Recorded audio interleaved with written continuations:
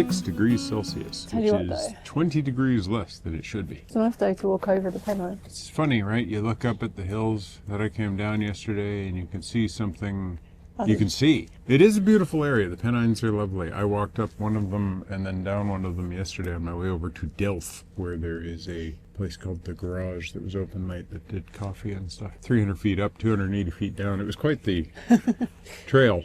But just popping out for a coffee. Just popping out for a coffee. Up 45 degrees, down 45 degrees. Got the coffee. Back 45 degrees, down 45 degrees. But you can see that there actually is some quite lovely territory around here. I just saw none of it whatsoever yesterday. It does kind of remind me of why we always forget the pain of coming the east side of the Huddersfield Narrow Canal, because it's so lovely up here. You forget the pain. I remember the pain. Every time I do the Huddersfield, I'm like, I always know we regret this, but we like it, but we regret it. The Marsden's so nice, Diggle's so nice. I had chips and fish yesterday. Oh, it's nice. I just asked for chips and Michael bought me a fish. That was really nice. It was really good. Right, and Fanta. You got a Fanta and a brownie out of this. I was so spoiled yesterday, but then, you know, I did drive us through. Well, you were braving and heroing. I had to take care of you. I had to make sure you're properly energized and everything. I keep looking back because George is back at the lock. He's got the lock open with supervision from Michael. Yeah, and a couple. Or should I say manual labour from Michael? Well, manual labour from me. 2 locks are open. I went down because we got told yesterday that there was an issue with one of the locks. But it's just one paddle out of action. Yeah, and I went and checked that it is in fact actually just one paddle out of action. Everything seems fine. The top lock here, one of the two, if you rotate it like 10 times, it doesn't do anything. So you can have 2 paddles physically there. One of them has taper on it, and the other one's just not geared up and doesn't work. But I did open it. It opens. Okay. So I think it's not a problem. So we're going to go to Uppermill today, which is down a number of locks, maybe 13 or something like that. I don't know. It's down a bunch of locks. It's Uppermill. It's below us. It makes sense. The big question mark is going to be, do all of the locks function? They're simple mechanically, but when things go wrong, because apparently what happened was somebody tried to overwind it. Yeah, like down, like they wound it down, but it didn't wind down far enough. It wound down to the point where they couldn't physically move it any further, and then they went, aha, something is clearly wrong. I must force it further, and they forced it further, and something split. But we don't know for sure. It's just hearsay. Yeah, we're gonna go get George and keep moving. He's fine down there on that thing. He just didn't want to go any further than that. George has got to the stage where like everything goes at George's speed. So if George doesn't want to walk, George ain't gonna walk. That's why it took me an extra half hour to get across the Pennine. Are you going to untie me and push me off? Sure. Yeah. Well, we do have one bridge, not the first one, but the second one. So we got to take that down in the second one. Have you left the fire on? No, fire's off. Oh, hello. Look at that big ball you have there. That's very nice. So to summarise, we're on the summit level of the Huddersfield Narrow Canal. We moored in Diggle overnight after bringing the boat through the Standedge Tunnel yesterday. Today we're going to start our journey down the west side of the canal towards Ashton-under-Lyne and Manchester. These visitor moorings are just a few hundred metres from the tunnel entrance, and it's a really pleasant place to stop. There's a park right next to the canal and the village isn't too far away. A towpath actually runs along both sides of the water here, so you can choose which side of the canal you walk along.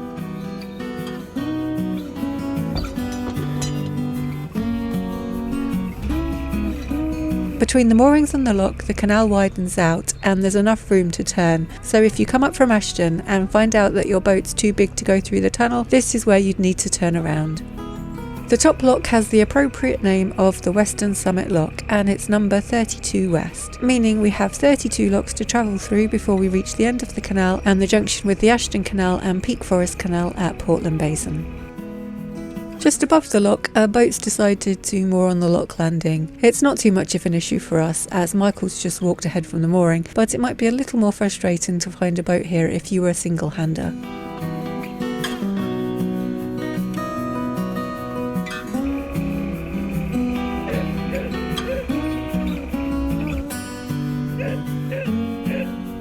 George is being quite vocal about the fact that he's had enough of being moored by this bench, and I honestly don't blame him. Whenever he's naughty, we threaten to leave him under a bench. I hope he doesn't think we've actually finally decided to go through with that threat.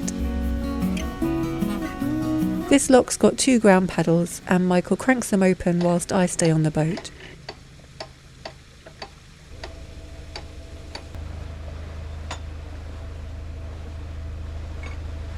Don't worry, George, we're not really going to leave you there.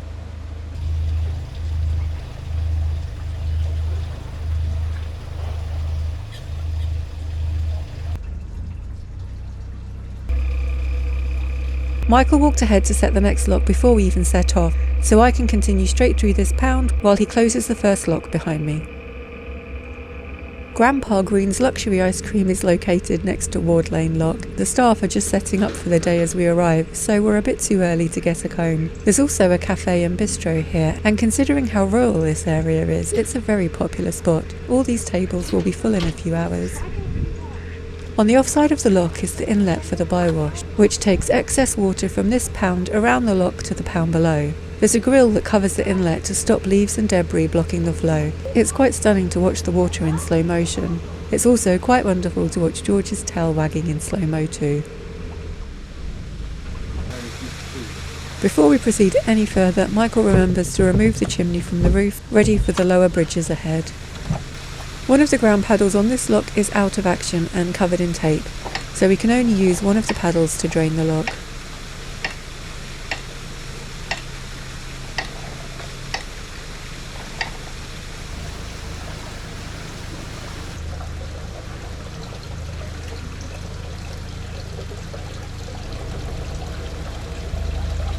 So it still works on one paddle, but it's just slow. Luckily, there's not too leaky coming in, otherwise it'd be really slow.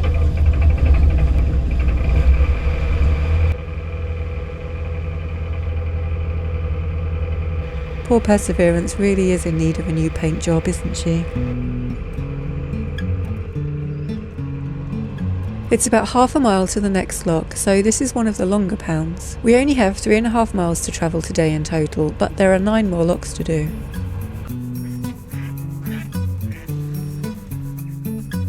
When we reach Dobcross Lock, we find it empty. Michael raises the paddle to get it filling, and then he walks ahead to set the next lock as well. From here onwards, the locks are quite close together, and we can see that there's no boats coming the other way, so it just makes sense to do it this way. By the time I jump off the boat at the lock landing, the lock's filled and I can open the gate.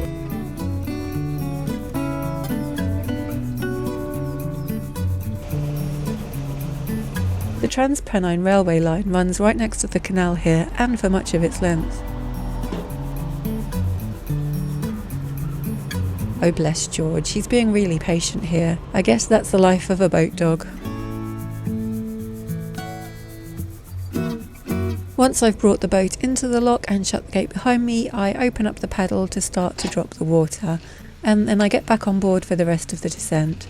I could stay on the lock side, but I've never been a fan of using the lock ladders, especially when it's cold and wet, and as there's 2 of us, we don't have to use them. Michael's soon back from the next lock, and he gets the second paddle open to speed up the descent.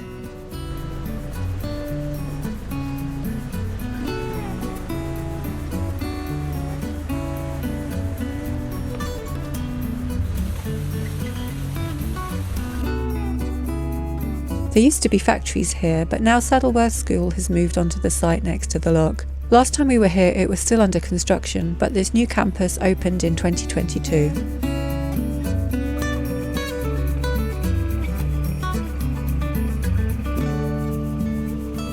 This pound is incredibly short of water today and so very shallow. You can see the mud exposed at the edges of the pound. As we've seen so much water flowing down the bywashes, we know there's not a shortage of water on the canal today, so there must be a leak somewhere ahead. Luckily, there's still enough water in the centre of the channel for Perseverance to pass through.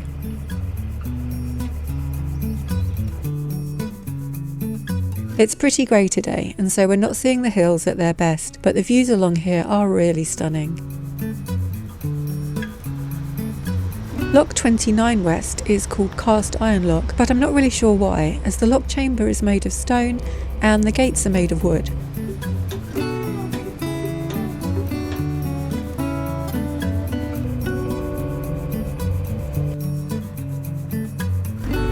The houses to the north of us are still part of Diggle, and then over that hill beyond them is the village of Delph where Michael walked to yesterday.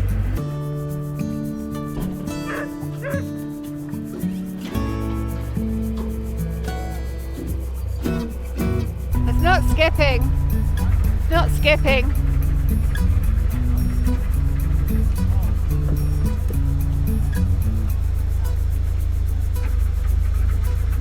That's better. At Embankment Lock, Michael skips ahead again to set the next lock while I start perseverance through this one.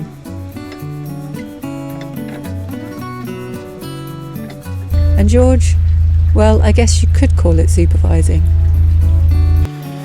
When the boat's at the bottom of the lock, I have a very limited view, so I don't know how Michael's getting on, but eventually he does come back to let me out.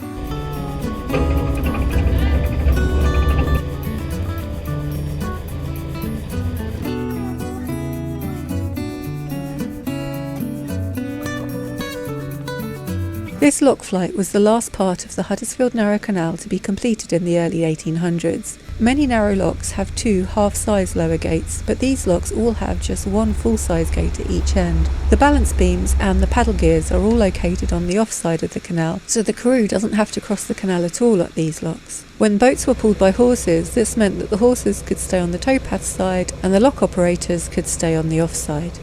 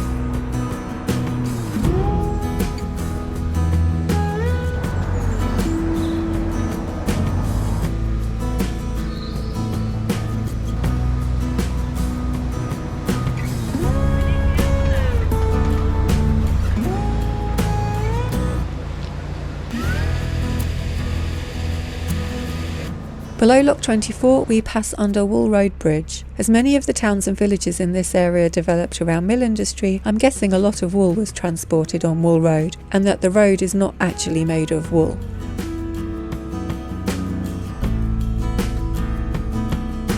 Below the bridge is the old transshipment warehouse. Before the Standedge Tunnel and the Diggle locks were completed, boats would be loaded and unloaded here and the cargo carried over the hills to and from Marsden on the far side of the tunnel. There's some boater services here now, and so we pause to empty our liquids tanks. As Michael is conveniently on the other side of the canal, the job's left to me. Then I push the boat across to the towpath side and we make use of the bins.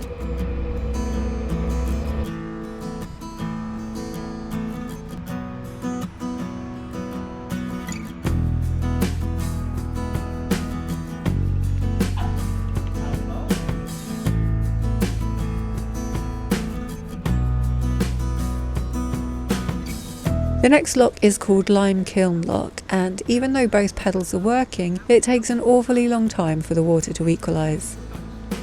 Here's the bywash channel taking the overflow around the lock. This canal's actually been closed for most of this year due to lack of water, so it is strange to look back and see how much excess water there was when we came through. At least we've got a pretty good view while we wait, one that the camera really doesn't do justice to. This is the Saddleworth Railway Viaduct. It was built in 1849 for the Manchester to Huddersfield line, and it has 22 huge arches to support the span. This lock really is very leaky. Usually when a lock equalises, the gate will swing open easily, but we've been waiting here for a really long time. We decide we have no choice but to use all of our strength to try and override the unbalanced weight of the water.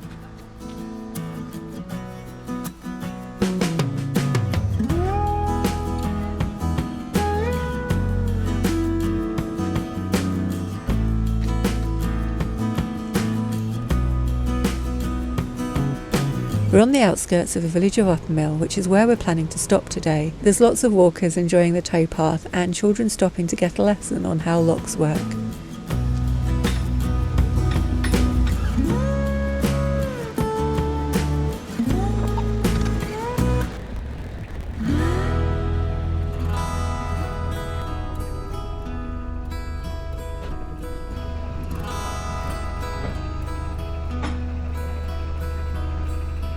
Below the lock we pass through one of the huge arches from the viaduct. This one is slightly skewed to allow for the width of the canal.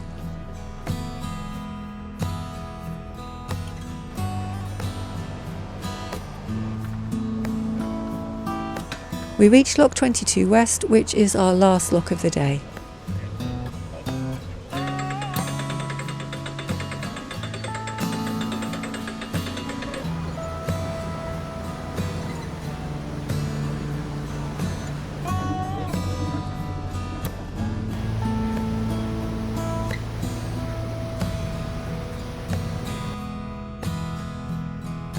We're now on the home stretch as we approach the moorings outside the Saddleworth Museum.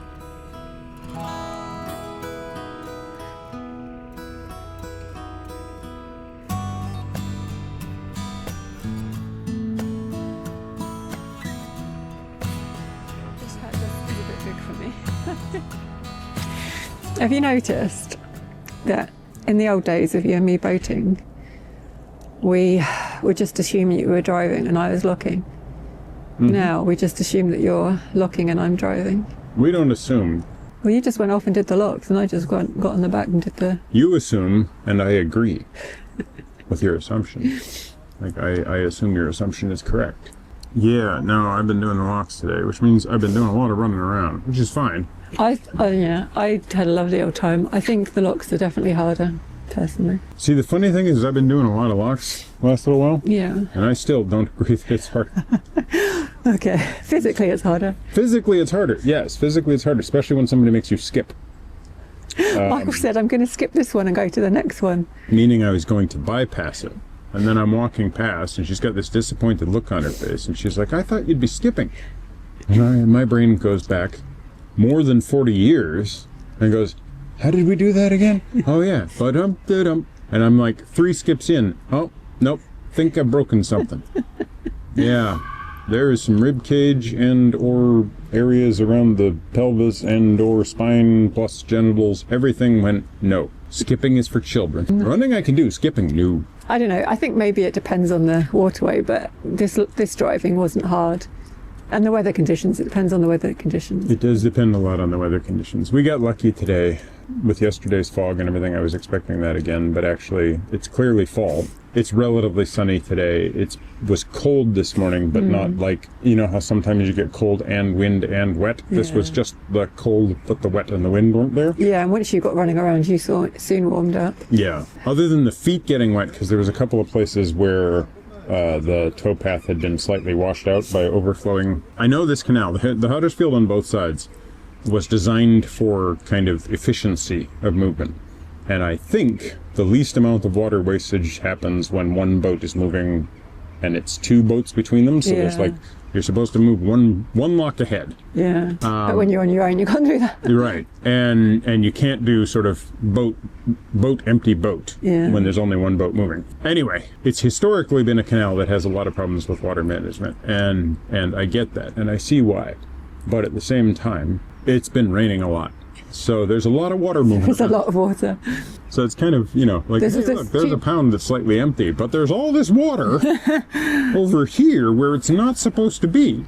And because some of the bottom gates leak, more water goes out than is coming in, and the pound above is higher than you can get the lock. And yeah, so then you have to wait until the pound drains a little bit. Which is not efficient use of water. It's not about getting the lock into the right setup, it's about getting the water where it wants to go. Anyway, we're in Uppermill and it's very nice here from memory. Michael spotted, what did you say it was called? It's called the Pots and Pans Memorial. And it's on top of the hill, and it's a much nicer day for walking to the top of the hill, so... Yeah, as of right now, it's clear. It's a 45-minute walk. It's like a 500 or 600 foot elevation. Can I just say it looks like much further than 45 minutes? Yeah, but my interest is getting top and finding out that this is where they buried all the pots and pans. Okay. My guess is that's not what happened. My guess is it's related to some sort of social movement or something. The roles have definitely reversed. Like before, I'd have been like, let's walk up there, Michael. And I'd have been like, no, I'm going to stay here. No, I'm staying here. I need to get my fitness back up. You better get up that hill. Yeah. Yeah, looks good. I'm going to do that. When you're at the top, can you phone me or message me and I'll come out and wave and I'll see if I can see you? Yeah, we can try it. So you'll have to stand to the side of the monument somehow. And I'm going to try and look for that Chimney. chimney. Yeah, and I'm just beyond that. Yeah. All right then. All right. If I'm awake, then I'll definitely come out. Sounds good. I did have a near miss today though, when when you were getting on the... you'd gone ahead.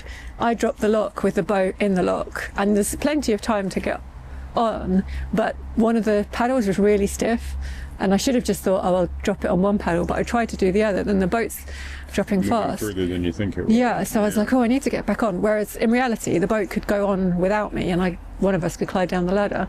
But so I ran back to get it, and the paving was really like covered in leaves and wet.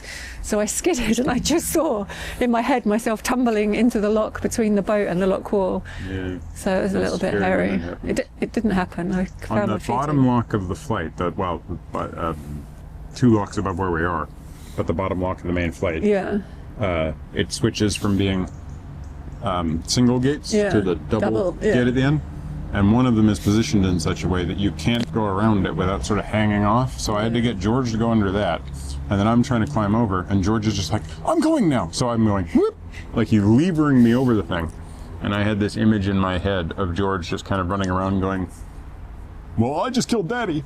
What do I do now? That would really upset George. Well, it would upset George. He'd be looking at my face, being like, why is his brains? Well, tasty. By the way, I'm operating on far, far, far too little sleep right now, so that explains some of it. You're just going to run up the hill.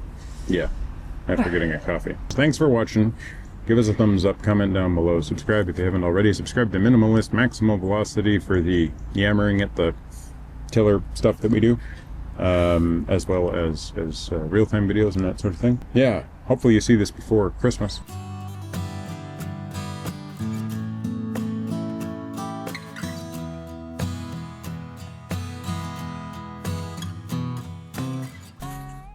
Yeah.